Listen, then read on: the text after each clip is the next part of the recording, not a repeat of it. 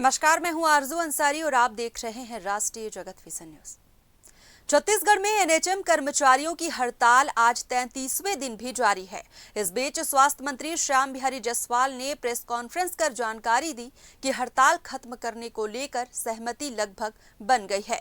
उन्होंने बताया कि कर्मचारियों की 10 मांगों में से 4 मांगे मान ली गई हैं। 3 मांगों के लिए कमेटी गठित कर दी गई है और शेष 3 मांगों पर उच्च स्तरीय स्तर पर विचार का आश्वासन दिया गया है। मंत्री ने कहा कि अगर हड़ताल समाप्त करने का निर्णय लिया जाता है तो जिन कर्मचारियों की सेवा समाप्त की गई थी उन पर कोई कार्रवाई नहीं होगी।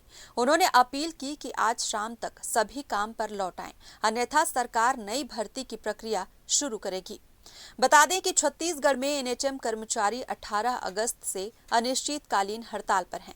10 सूत्रीय मांगों में संविलियन और स्थायीकरण, पब्लिक हेल्थ कैडर की स्थापना, ग्रेड पे निर्धारण, लंबित 27% वेतन वृद्धि, सीआर सिस्टम में पारदर्शिता, नियमित भर्ती में सीटों का आरक्षण, अनुकंपा नियुक्ति, मेडिकल व अन्य छुट्टी सुविधा, ट्रांसफर पॉलिसी और न्यूनतम 10 लाख तक कैशलेस मेडिकल इंश्योरेंस शामिल हैं। आप लोगों ने आज एनएचएम कर्मचारियों को 2 टूक कहा है कि अगर आप ज्वाइन नहीं करते तो आपको बर्खास्त कर दिया जाएगा।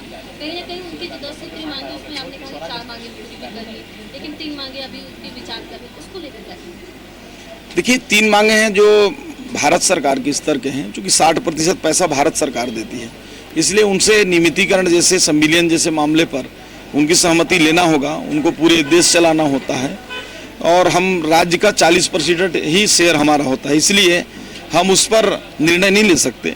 जिन पर ले सकते थे 4 बिंदुओं पर हमने निर्णय लिया है, 3 पर कमेटी बना दिया है। 3 में भी एक ऐसा है कि जो स्थानांतरण नीति ऑलरेडी 2013 से बना है, उसको और अच्छा कर सकते हैं कैसे में, इसलिए उसमें परीक्षण हेतु कमेटी को दिए हैं। जो आपने कहा है कि उनकी हड़ताल अगर खत्म नहीं करते तो बर्खास्त होगी। आज शाम तक नहीं ज्वाइन करेंगे तो बर्खास्तगी का नोटिस देंगे और जो लौट आएंगे उस पर कोई कार्रवाई नहीं करेंगे और जो बचे हुए सीट हैं सोमवार से उसकी हम भर्ती प्रक्रिया चालू करेंगे।